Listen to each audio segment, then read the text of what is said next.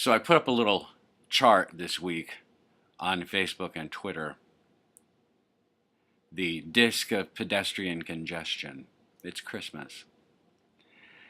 And the downtown shopping areas and shopping malls and discount department stores will be packed with people trying to latch on to those last minute Christmas gifts, particularly because free delivery is going away day by day at the various online sites. The online sites are killing brick and mortar retail.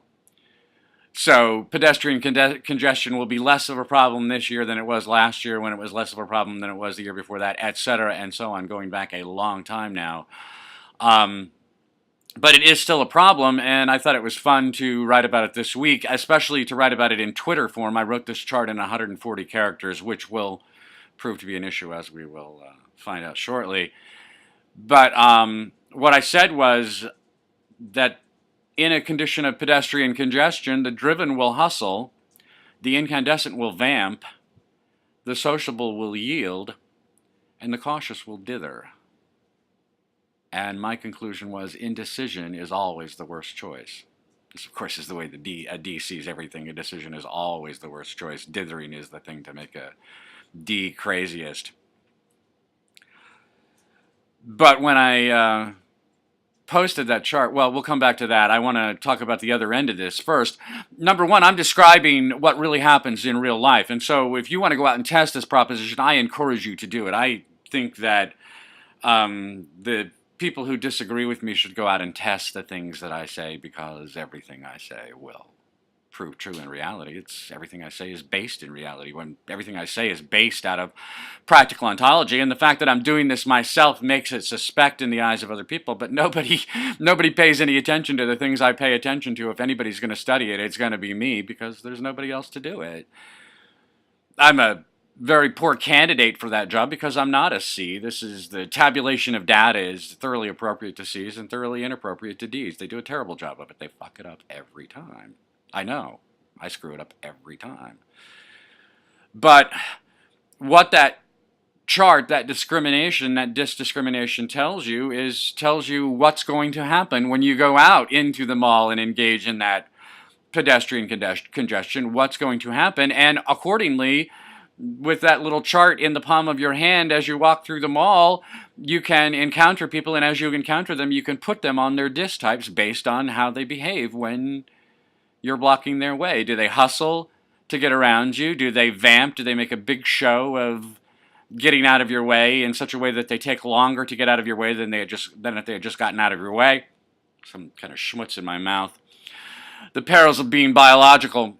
The sociable will yield. They will yield graciously and with a sweet smile on their faces. They're happy to see you, and they're happy to yield in order to take the time to acknowledge your existence, to rejoice in your being, and to forge a tiny little relationship, one of the many thousands of very important social relationships the sociable will forge today, every day. And the cautious will dither. They will start, stop, they'll move left, they'll move right, they'll go forward, they'll go backward, they will dither. They will fail to decide. They will choose and choose and choose and choose and never follow through on any one of their choices. And accordingly, if you try to mirror their behavior, if you try to zig when they zag, then they're going to zag on you immediately, and you're both going to be dithering. And what's really beautiful about this is now you've found a way to put people on their disc types just based on the way they walk in crowded pedestrian traffic. Now you can back away and watch them without engaging them directly. Just watch them interacting with each other, and you can put them on the type. And if you get good enough at that, you can put them on the type as you're walking, and you can know what they're going to do as soon as you spot them, and address their anticipated future actions accordingly. I'm driven. I'm always going to be looking out for who's around me. I'm always looking for the whole. I made a movie a few months ago for George Kellis about how to make real-time driving, how to really cover lots and lots of miles in a very short span of time while you're driving. Well, I learned how to do that not by driving, but by walking on the streets of New York. I lived in Manhattan. I went to school. I went to college in Manhattan. I lived in Manhattan for 10 years. In Manhattan, you want to talk about pedestrian congestion, you got to stay up until 4 or 5 a.m. to find a place where there isn't any pedestrian congestion. And then you really got to look for it. But I worked at 38th and Park Avenue South, went to school on the Upper West Side or the Far West Side, 56th and 10th, 59th and 10th. I had to walk there every day after work, walk from work to school, and it was a matter of broken field running through Midtown Manhattan trying to find the holes. I mean, this is what I learned how to do when I was a kid. The strategy I used for navigating the streets of Manhattan was to anticipate where the holes were going to be and put my body in that hole when it opened up. It was a matter of, I guess it's Bayesian prediction. I don't even understand the math behind this, but it's a matter of understanding that all of these other elements on the street are moving: cars, people, their pets, their children, other sorts of vehicles, hot dog carts, etc. There's all kinds of stuff moving around, but it's all moving in fairly predictable ways. And if you are aware of your surroundings, you can predict where those people and objects are going to be, and you can predict where the holes are going to be, and you can navigate the holes. And that's what I learned how to do when I was a teenager in New York City, was how to navigate for the holes. I don't even deal with the people or the objects, I deal with their absences, because that's where I need to be, is where they're absent. Had I known disc in those days, I would have been so much better at this. I'd kind of like to go someplace now, maybe Vegas, not Manhattan, and really play with crowds. This is something you can do. This is a way you can test me, is literally play with crowds. Go out there into that crowded mall and get in people's way and watch what they do. You're going to see one of those four responses: the hustle, vamp, yield, or dither. You're going to see one of those four responses from everyone that you engage in this way, because these are the only ways that people have of dealing with this problem. The other issue that I wanted to address was a question from Sindre Paulson about the meaning for verbs like hustle, vamp, dither. I love verbs. I think I can do the disc of the parts of speech: driven, verbs, incandescent, adjectives; sociables, adverbs; cautious, nouns. I think that is a reasonable way of understanding the favorite parts of speech of each individual disc type. You'd really have to work on other people to get them to identify their favorite part of speech. It's no problem at all for me. I love verbs. I love verbs. I have a list of 700 odd verbs that on selffederation.com, and I'm sure that that's not comprehensive. I know it's not comprehensive in the English language, but I'm sure it's not even comprehensive among the verbs that I've used in my own writing. I love verbs, and I love imagic. Imagic is a word I made up. Image-rich, active, immediate, colorful, impactful verbs.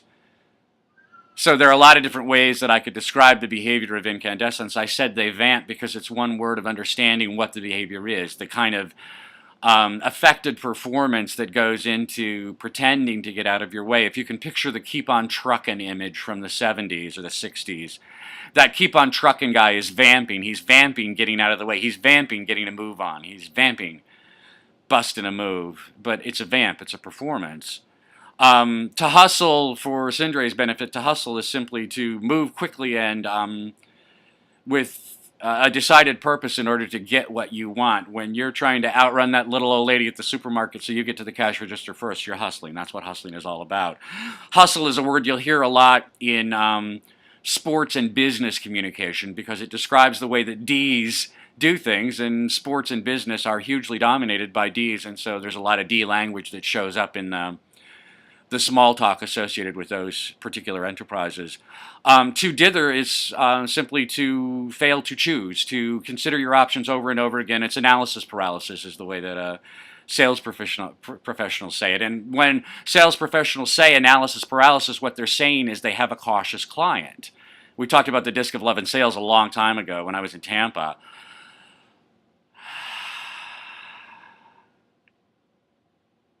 This is the game theory of everything.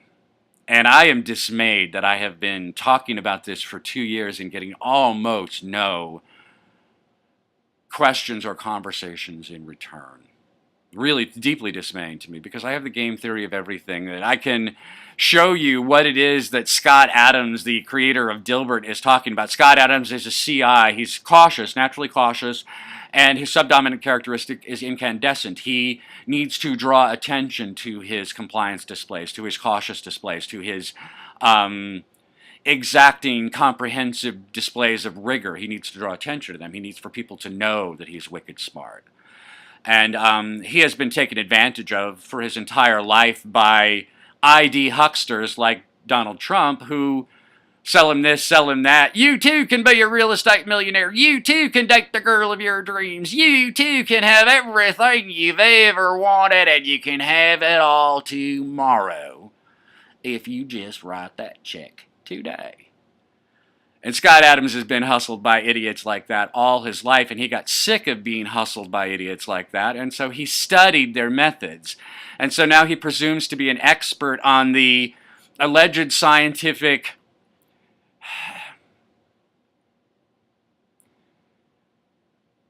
disclosure of the tricks of ID carny types. The most rapacious and remorseless kind of carny is an ID. Donald Trump, our president-elect.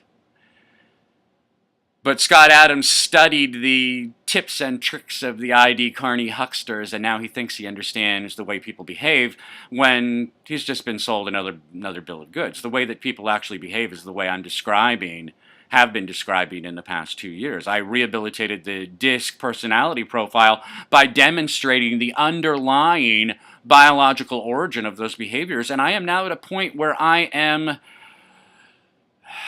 seriously considering the proposition that all purposive behavior, all displays, in other words, are mother tongue first.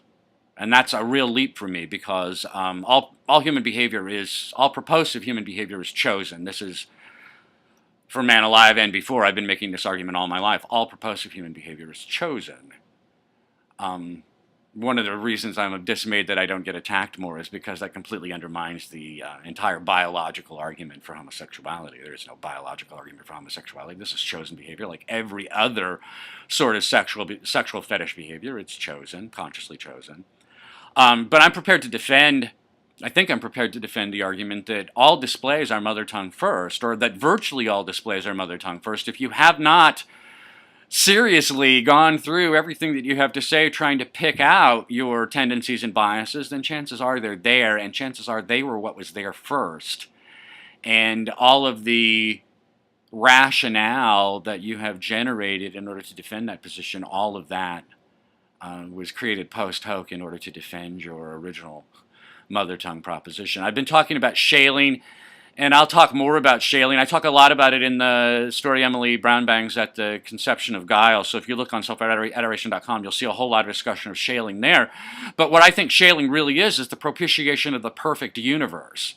That, for me, the DI universe would be the perfect universe. The universe where everything was done yesterday and it all redounds to my credit. I like that universe. I really like that. Why can't I have that? And every display that you see me make reasonably, rationally, very probably, in the absence of a very careful and rigorous consideration on my part, every display you see from me is going to be essentially me shaling for that DI universe. Kathleen is SD, and that's what she's always looking for, is the place where everything works and everyone is very loving in it, very loving and very affectionate. And where that love and affection are absent, she feels alienated. She feels alienated from her ideal universe, and she'll shale for it harder. This is what the adaptive display is. The adaptive profile in DISC is shaling harder for that perfect universe. That you're shaling for your perfect universe and it's not working, so you shale harder, and that means that your dominant and subdominant characteristics are going to surge up and the other two are going to shrink. But especially that dominant characteristic is going to surge. So in Kathleen's case, in the absence of universal affectionate display, she is disquieted. In my case, in the absence of universal productivity, I am disquieted. But all of this relates back to the visibility game. And I'll give you a quick way of playing the visibility game. This is the way that you play the visibility game, is you pay attention to someone closely enough, long enough, well enough, with enough careful attention that you know what is the most perfect thing to say or do for that person. You know what is the most perfect thing, what they most need to hear from the universe, what they most need to hear. This is hard to do. It's hard to know people that well. But it's not at all hard to make an affectionate display that achieves much of the same effect, essentially just a small talk. I'll give you words for this, very easy words to say. Are you ready for this? It's so nice to see you again. It's so nice to see you again. It's so nice to see you again. This is just a beautiful affectionate display, a very warm and loving affectionate display that you can make for someone that you're really delighted to see again. And you don't have, it could be an adult, it could be a child, it could be an infant, it could be a baby, it could be a dog. If you say that sincerely, the mother tongue display will communicate everything you want to communicate, and it doesn't matter if the words are heard or not, because it's so nice to see you again. It's so nice to see you again. And that just by itself is enough visibility that you will have engendered a more affectionate relationship just by acknowledging the affection that you already feel, just by making it real. But the more you get to know people, the more you study them, the more you understand what it is that they're shailing for, the better you'll know what it is that you need to bring to that person to help him have more of the universe he feels at home in, to give him more of that universe. But I happened to think this week, and I talked about this with Kathleen, it kind of scared me a little bit. I've been playing the visibility game for 2 years now. I've been doing this.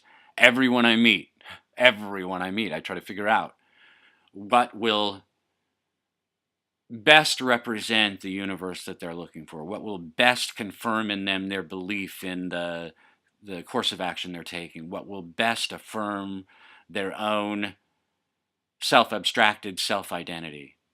I've been doing this with everyone I've met for the past 2 years, everyone I've interacted with. I mean, I've been playing these kind of interaction games with people all my life, but I've been playing the visibility game for 2 years.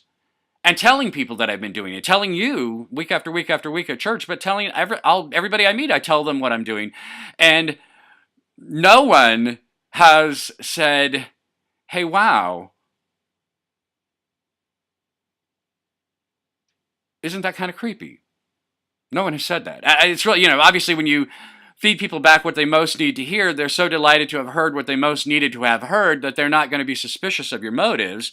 This is one of the times you should be suspicious, by the way. This is what con men do. This is the visibility game is one of the ways that con men get on your good side, as it were, is by figuring out what will most flatter you, really. They're not even really working it the way I'm working it. They're just figuring out what is most flattering to you and trying to say those oily, flattery things to you to get you to warm up to them so that you'll loosen the purse strings.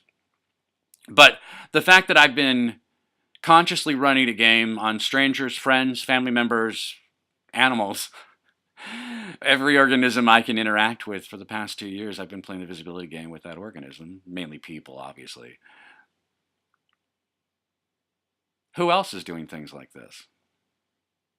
Who else is doing things like this? We talked about graduated sociopathy the last time I did church. I think it was like 2 weeks ago. My apologies, but I'm busy trying not to be sick and working on a book and trying to sort out all of this disc and shaling, propitiation, all of these massive themes that are going into the book Train Dancing, trying to sort all those out. I apologize for having been absent for a couple of weeks, but we talked about graduated sociopathy a couple of weeks ago. My playing the visibility game is an instantiation of graduated sociopathy. I am using other people for my benefit without their knowledge. I'm using them. I'm not doing it in a bad way. I'm not doing it in a mean way. To the contrary, I'm doing it in a hugely beneficial way, or what I hope is a hugely beneficial way, but I'm not asking their permission, and generally speaking, I'm not disclosing to them what I'm doing. And I'm doing it all the time.